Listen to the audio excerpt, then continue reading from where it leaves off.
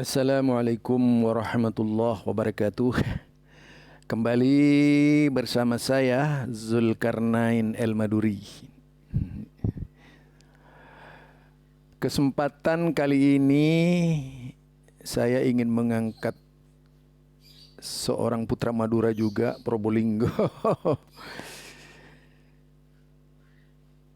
Dia ngakak, yang jelas dia bukan Muhammadiyah. Kalau orang Muhammadiyah kan anti rokok, tidak merokok ya.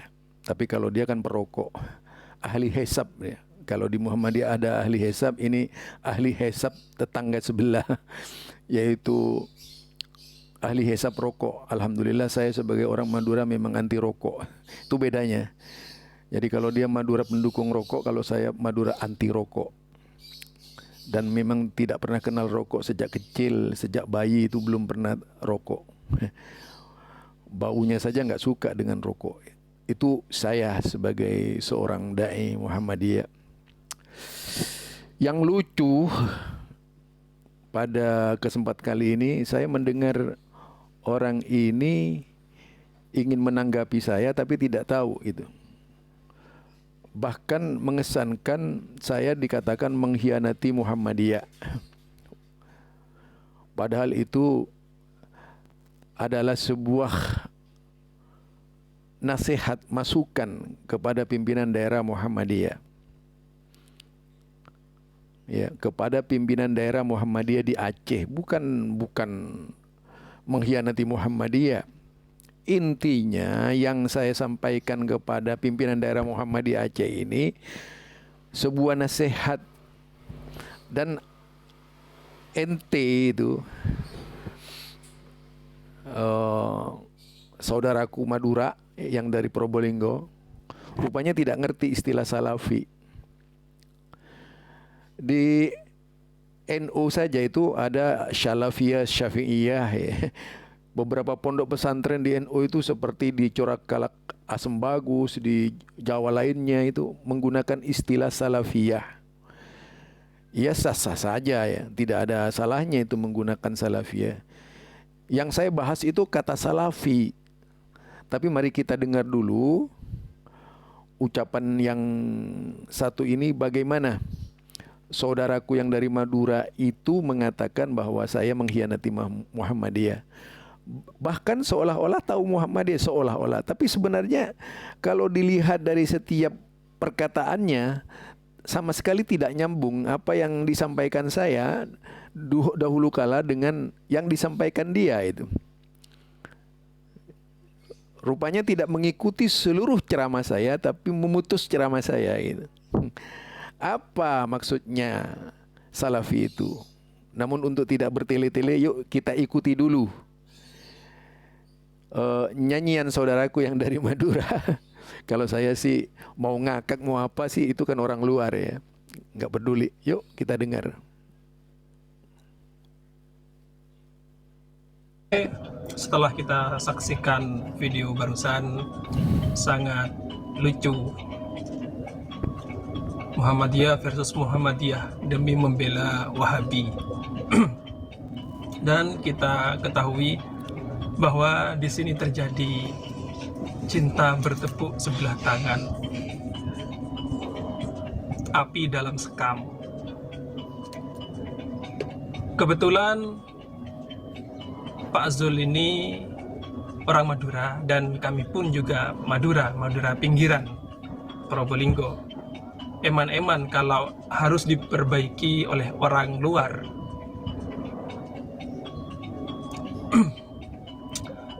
Untuk masalah istilah salafiyah, memang Wahabi itu mengalami beberapa perubahan nama, tapi intinya sama, ajarannya sama-sama mengekor kepada Syekh Muhammad bin Abdul Wahab, pembebek Syekh Ibnu Taimiyah. Dan penamaan Salafi itu murni untuk menipu umat, karena terbukti mereka perbuatan dan keyakinannya jauh berbeda dengan ulama salaf yang asli. Semisal pembagian tauhid menjadi tiga. Mana ada ulama salaf yang seperti itu dengan pemahaman-pemahamannya. Langsung saja, siapa sih salaf itu, sehingga yang pantas dikatakan salaf itu siapa? Pengikut salaf itu siapa? Agar jelas, kita bawakan dari kitab Tuhfatul Murid ala Jauharatit Tauhid karangan Syekhul Islam Ibrahim Muhammad Al-Bajuri Asy-Syafi'i. Asy-Syaikh Burhanuddin Ibrahim bin Husain Al-Maliki Al-Laqani selaku penulis nazom mengatakan, Fakullu khairin fittiba'i man salaf wa kullu syarrin fi ibtida'i man khalaf. Setiap kebaikan itu terdapat dalam jalan atau mengikuti ulama salaf. Wa kullu syarrin fi ibtida'i man khalaf, dan setiap keburukan itu terdapat dalam kebid'ahan orang-orang khalaf. Siapa salaf di sini? Salaf di sini adalah wal muradu biman salaf man taqaddamah minal anbiya'i was sahabati wat tabi'ina wa tabi'ihim. Salaf adalah para nabi, sahabat, tabi'in dan tabi'ut tabi'in. Khususon al-a'immatuh al-arba'atuh al-mujtahidin alladzina inna aqadal ijma' alam tina'il khuruj an mazahidihim fil ifta'i wal hukmi. Terlebih khusus para imam mujtahid yang empat, yaitu mereka-mereka yang sepakat melarang keluar dari madhab empat ini, baik dalam berfatwa ataupun menghukumi. Wa amma amalu syahsi fi nafsihi fayajuzu taqlidu ghairihim fihi. Kalau sekedar untuk amaliyah pada diri sendiri, ya boleh mengikuti selain ini, tapi untuk buat fatwa tidak boleh. Seperti yang sudah kita ketahui, Salafi Wahabi itu seringkali menyuarakan anti madhab, anti taklid. Mereka inginnya langsung kembali kepada Al-Quran hadis. Pun demikian dengan Majelis Tarjih Muhammadiyah. Mereka seringkali mengalami perubahan dalam amaliyah, dalam fatwa, karena seperti yang kita ketahui, sedikit demi sedikit mereka tersusupi oleh ajaran Wahabi. Dan mirisnya, Wahabi telah menikam Muhammadiyah dari belakang.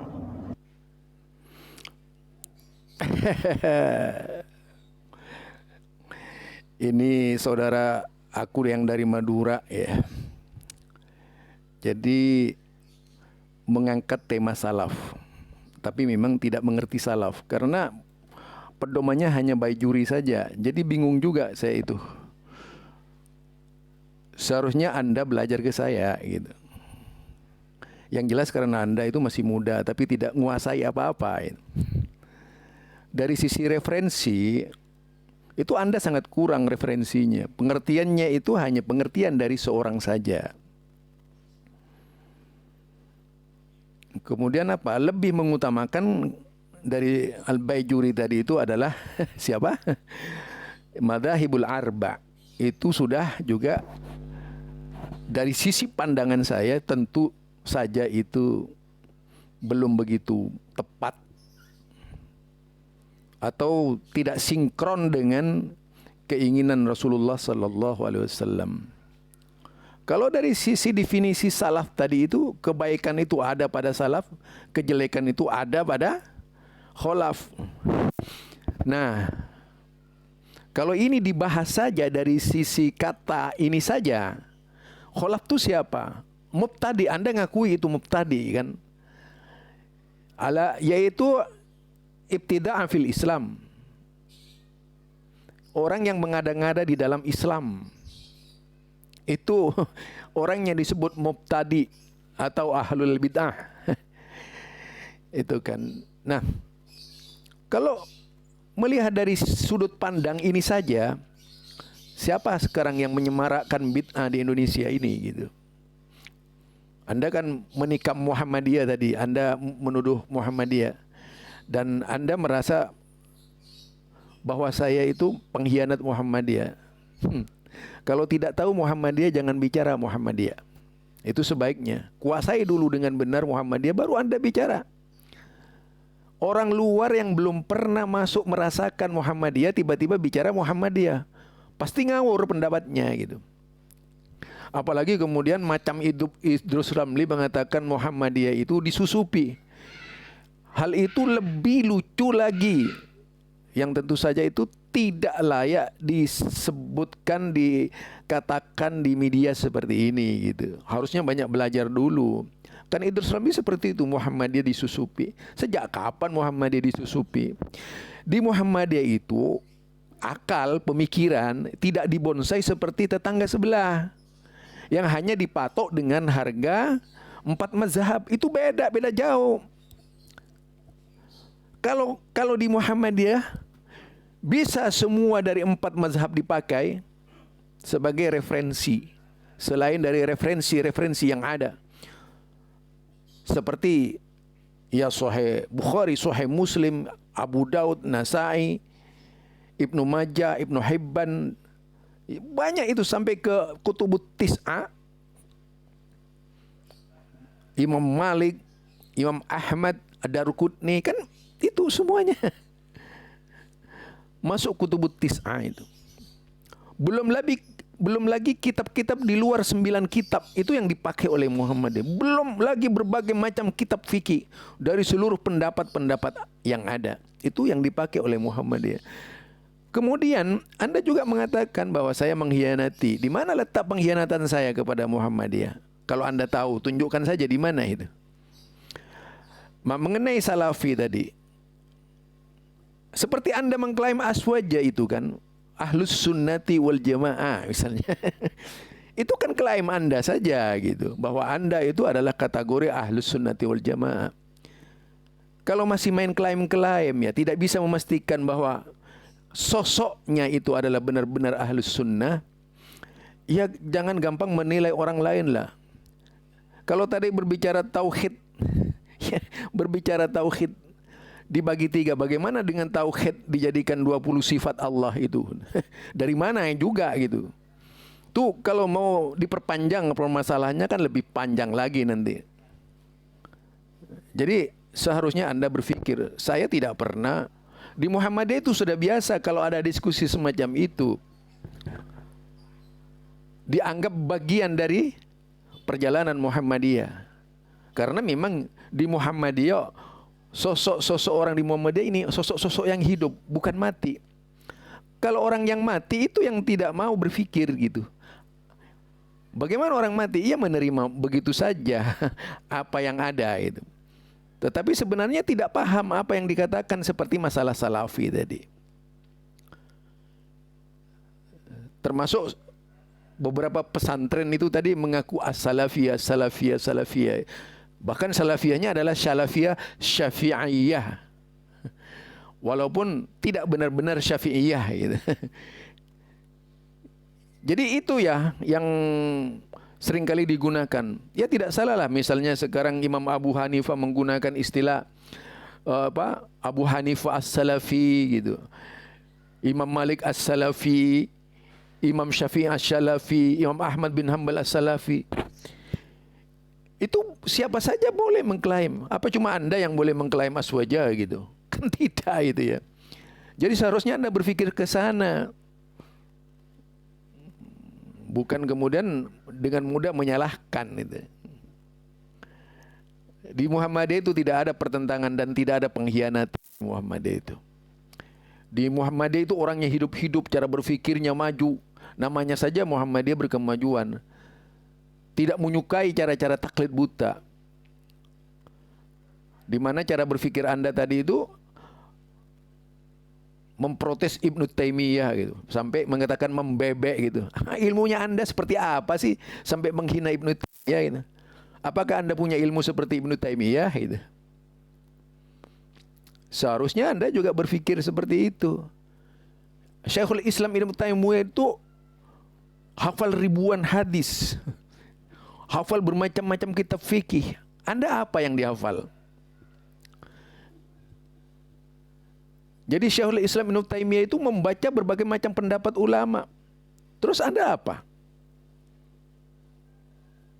Jadi kalau mau mengkritisi orang seperti itu, dan diakui itu oleh banyak orang, Syekhul Islam oleh Ibnu Taimiyah, Ibnu Hajar Asqalani, kitab beliau adalah seorang al-allamah, seorang guru besar, yaitu yang memberikan kritik terhadap siapa tadi? Memberikan apa, pujian terhadap, yaitu Syekhul Islam Ibnu Taimiyah. Berapa banyak orang-orang yang memberikan pujian terhadap Syekhul Islam Ibnu Taimiyah.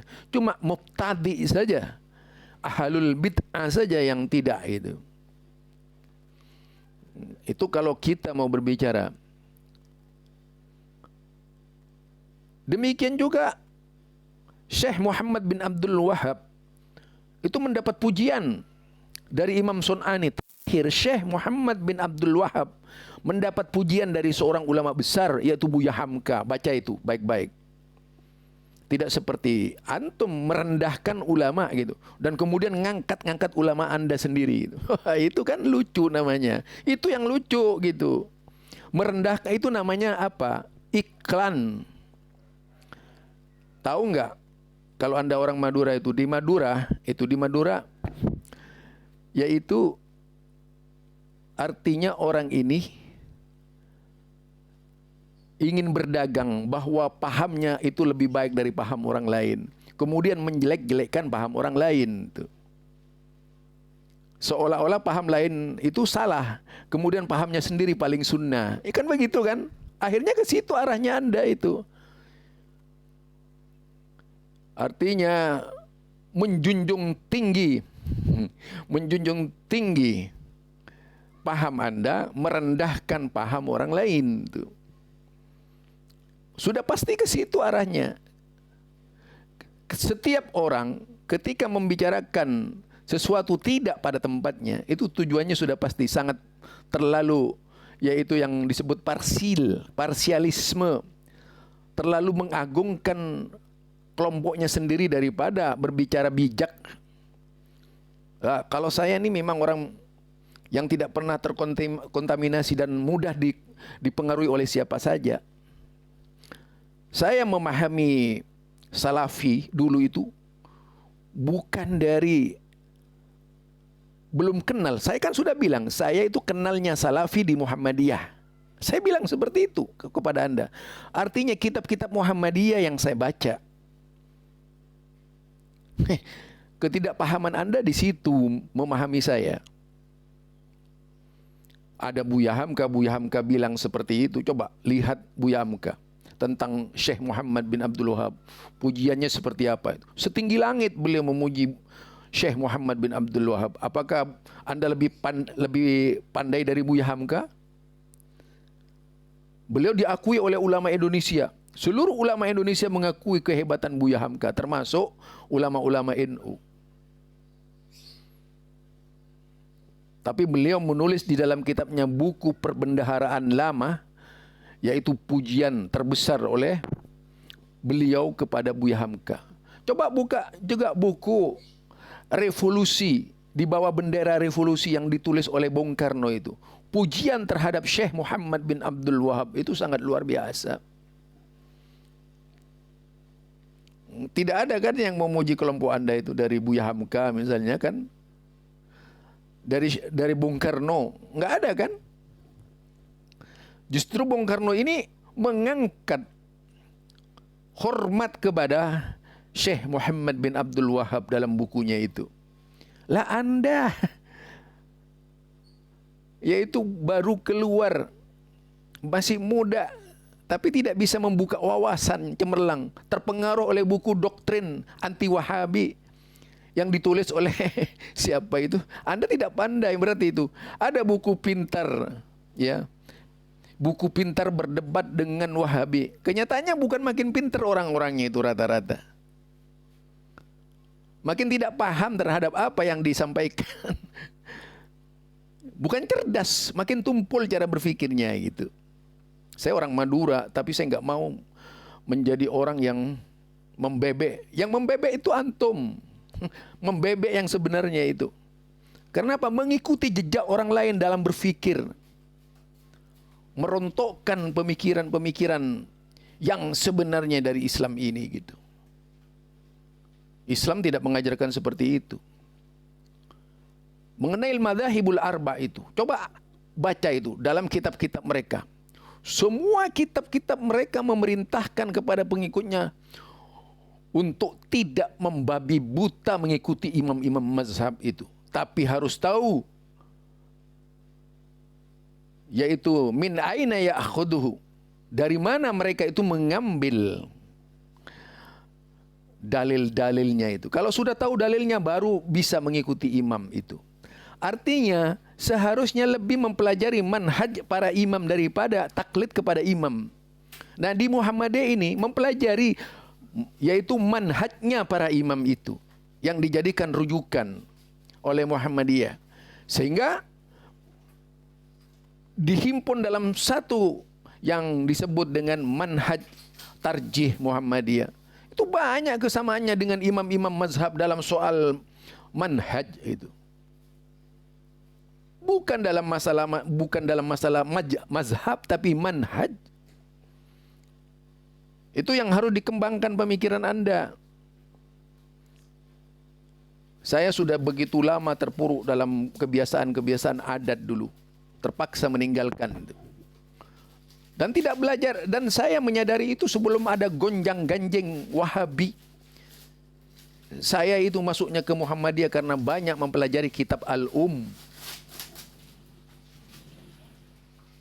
Tuh, biar tahu. Jadi masuknya saya ke Muhammadiyah itu karena banyak mempelajari kitab Al-Um. Itu yang mendorong saya masuk Muhammadiyah. Biar tahu ente. Itu ya.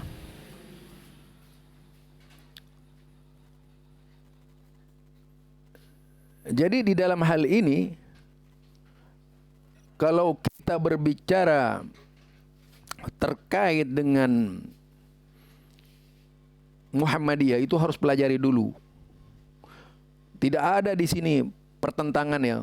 Dan saya tidak pernah kemudian mengolok-olok teman-teman di Muhammadiyah itu. Lihat, saya sangat hormat dengan Ustadz Muhyiddin tuh.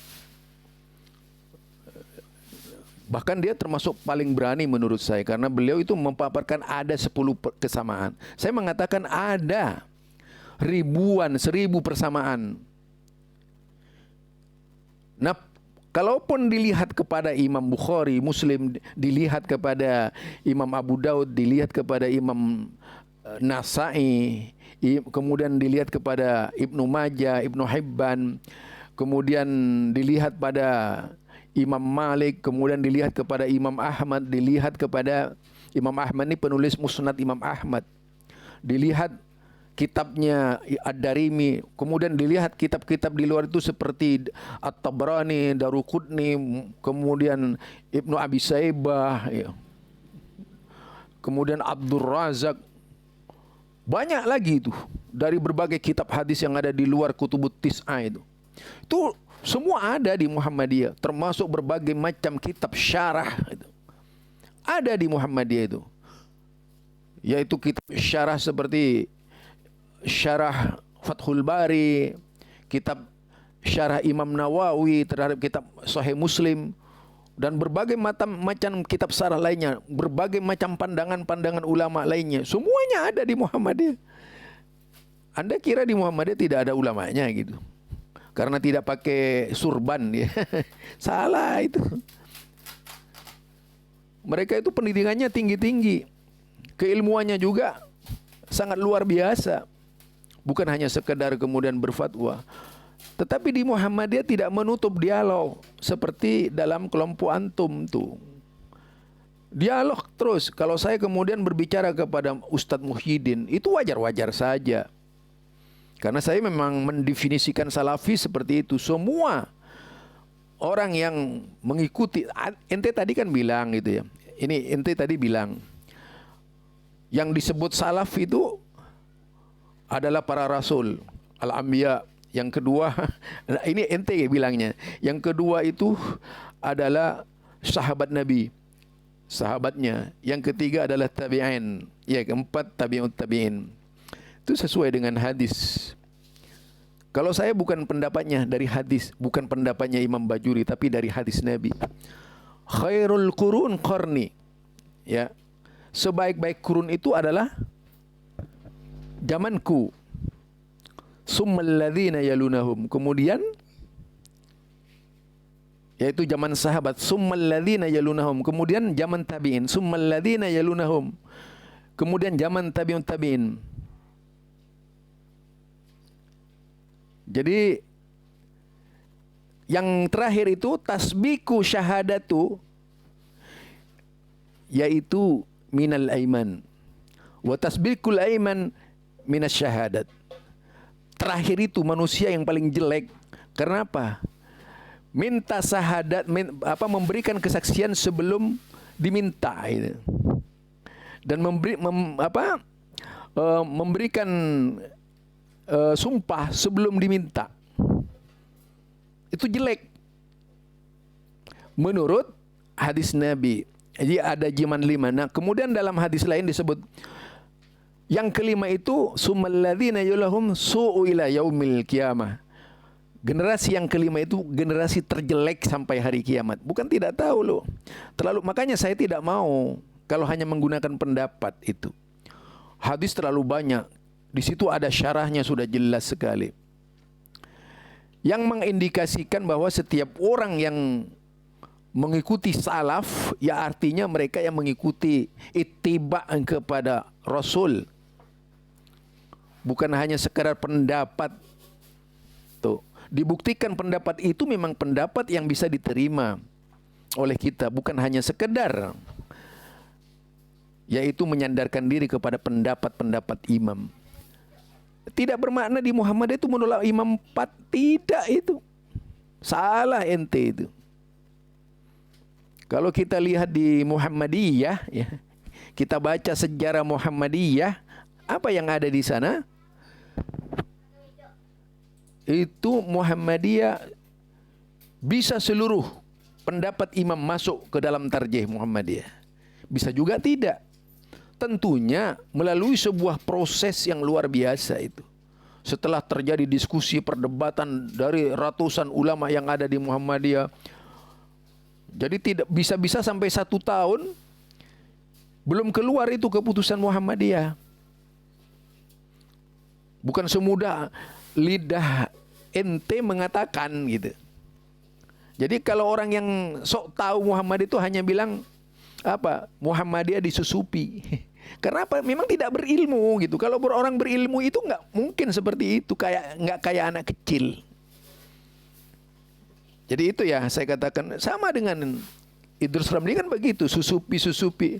Itu kuno, di Muhammadiyah nggak laku pemikiran seperti itu. Lucu kalau kemudian beranggapan bahwa di Muhammadiyah susupi. Maksudnya suruh ngikuti organisasi ente gitu. Muhammadiyah harus tunduk kepada organisasi ente. Itu yang lucu justru itu. Kalau harus sama dengan ente itu. Jadi ini ya dari saya sekedar memberikan nasihat kepada antum. Kalau mau baca kitab seluruhnya, jangan nanggung. Saya orang Madura asli. Ya, orang Sumenep. Saya belajar berbagai macam aliran di dalam Islam ini sudah lama banget. Sejak SMP sudah belajar aliran itu. Jadi berbagai macam aliran saya tahu itu. Bukan tidak tahu. Patokannya yang dipakai apa oleh saya? Patokannya adalah hadis. Sataftariku ummati ala salasin wa sab'ina firqah. Umatku akan pecah 73 golongan. Kulluhum finnar. semuanya dalam neraka illa wahida, melainkan satu. Manhum ya Rasulullah?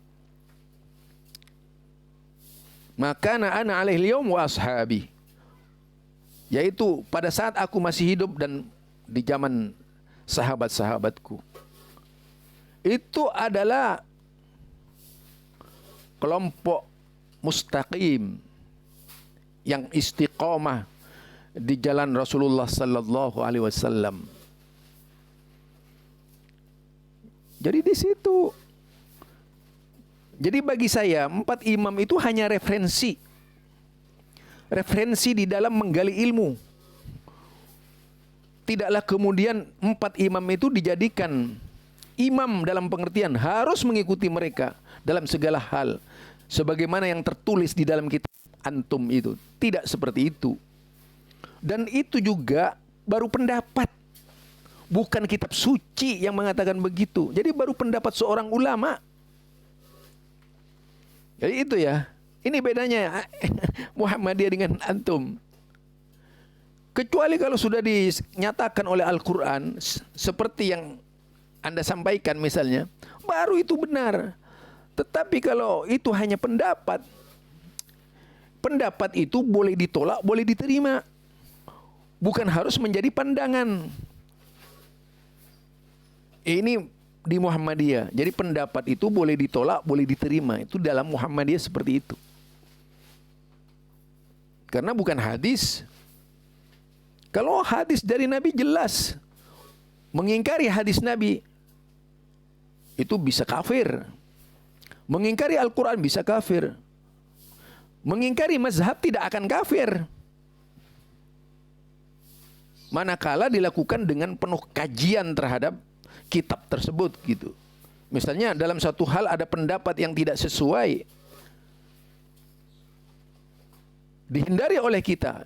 Misalnya kita tidak akan kafir. Tapi kalau kita mengingkari hadis Nabi sudah terbukti sahihnya, ditinggal oleh kita, bisa kafir kita. Ini bedanya. Kalau pendapat suatu saat itu ketika Ibnu Abbas berkata, dikatakan qala Rasulullah, justru dilawan dengan qala Abu Bakar wa Umar. Terjadi perdebatan di zamannya Ibnu Abbas itu. Yang satu bilang qala Rasulullah, yang di sini bilang qala Abu Bakar itu wa Umar. Apa kata Ibnu Abbas? Kalian ini bagaimana? Ya. Mengatakan qala Rasulullah tapi dilawan dengan qala Abu Bakar dan Umar. Artinya kalau perkataan Rasulullah sallallahu alaihi wasallam tidak bisa dilawan dengan perkataan pendapat. Mengapa kemudian Muhammadiyah itu menggunakan pemikiran langsung ke sana? Tidak ada perselisihan antara saya dengan Ustadz Muhyiddin di Biruh Aceh itu. Saya hanya memberikan perbandingan pemikiran. Tidak ada, coba lihat. Teliti dengan baik-baik, dengarkan dengan seksama apa yang saya sampaikan. Yang saya bahas itu adalah kata salafi. Boleh saja kemudian di Muhammadiyah, kata saya, di Muhammadiyah itu ngaku as-salafi al-Muhammadi. Karena memang salafi itu bukan hanya milik satu kelompok. Salafi itu milik semua kelompok. Termasuk di sini adalah Muhammadiyah, Persis, Al-Irsyad. Bahkan NU juga begitu, ngaku-ngaku salafi kan. Jadi salafi itu bukan milik kelompok. Ya silakan saja mengklaim salafi dan sebagainya. Ya. Ini yang tentunya perlu antum pikirkan baik-baik perkataan saya itu. Jadi kalau kemudian saya menggunakan Ibnu Katsir As-Salafi, Abul Fida As-Salafi, coba baca itu. Semua ulama-ulama siapapun mereka itu mengatakan As-Salafi, As-Salafi, As-Salafi.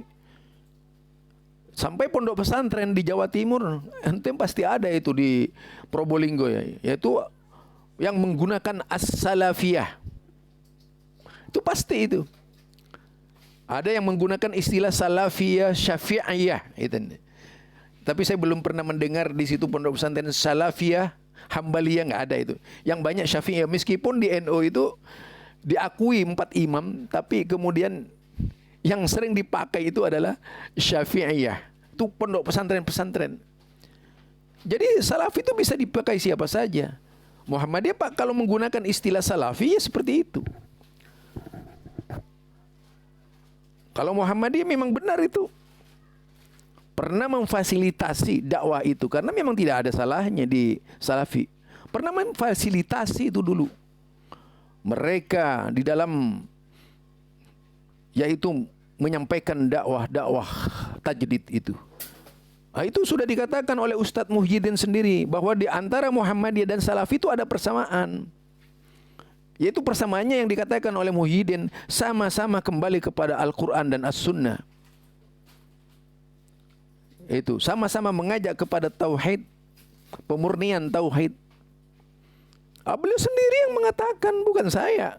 Saya mengatakan ada 1000 persamaan. Kalau mau dirinci itu. Sama halnya lah antara Muhammadiyah dan NU. Itu ada persamaan, kemudian ada perbedaan. Kalau mau dibesar-besarkan perbedaannya itu tajam, runcing gitu. Tapi kalau mau disamakan persamaannya ya sama. Muhammadiyah, Salafi, NU, persis Al-Irsad sama-sama bersyahadat. Asyhadu an la ilaha illallah wa asyhadu anna Muhammadar Rasulullah. Apa ada syahadat yang lain? Enggak ada. Kemudian nabinya Nabi Muhammad sallallahu alaihi wasallam. Ada enggak orang-orang salafi yang mengakui nabinya bukan Nabi Muhammad sallallahu alaihi wasallam? Itu kalau ada yang begitu, saya katakan saya yang akan menghajar mereka itu. Tidak ada kan di Salafi seperti itu. Muhammadiyah juga apa NU kemudian nabinya lain, tidak kan? Itu persamaannya. Jangan selalu mempermasalahkan perbedaannya. Kalau mau perbedaan tak usah runcing-runcing lah, ajak dialog bersama itu. Itu baru jalan yang benar namanya. Ini ya dari saya. Kalau saya bisa berbicara ini bisa sehari loh kalau saya berbicara mengangkat statement Anda itu. Tapi saya cukupkan sampai di situ saja. Mudah-mudahan Anda mengerti apa yang saya maksudkan. Itu buat orang Madura yang ada Probolinggo ya. Bisa belajar ke saya itu. Ini. Ya bisa belajar ke saya. Jadi saya nggak nanggung-nanggung saya belajar. Berbagai macam kitab saya sudah baca. Pergaulan saya dulu itu para kiai-kiai. Kan saya bilang di zamannya intercom, di zamannya midband 80-an, 11 meteran, belum ada HP seperti sekarang ini. Kami ini dialog dengan kiai-kiai semadura dulu. Tanya sama orang Madura apa dulu ada namanya intercom digunakan untuk dakwah. Ada dulu itu. Hampir banyak di Madura dipakai intercom. Mungkin di Probolinggo ada juga itu. Tapi tidak kemudian perbedaan saya dengan kiai-kiai membuat parah seperti sekarang ini. Yang sekarang ini parah gitu. Kalau dulu memang benar ilmu yang dipakai. Ini ya dari saya ya. Jadi bukan saya tidak tahu kitab itu. Kitab apa saja sudah saya baca. Makanya saya banyak hafal itu nama-nama kitab. Apa yang tidak ada di saya itu? Jadi disitulah kalau mau mencari kebenaran, carilah kebenaran dengan benar. Buang rasa taklid buta itu. Itulah yang akan membuat orang terpasung dalam pemahaman orang lain sehingga menatap orang lain salah. Itu. Akibat dari keterpasungan diri sendiri tidak bisa melepaskan dari keterpasungan paham-paham orang yang lain. Bukan karena masuk akal tapi terdoktrin, tidak mampu mengembangkan pemahaman, tercuci otaknya sehingga membeku untuk menanggapi hal-hal yang tentunya agak muskil dibicarakan itu. Jadi itu dari saya. Subhanakallahumma wa bihamdika asyhadu an la ilaha illa anta astaghfiruka wa atubu ilaik. Assalamualaikum warahmatullahi wabarakatuh.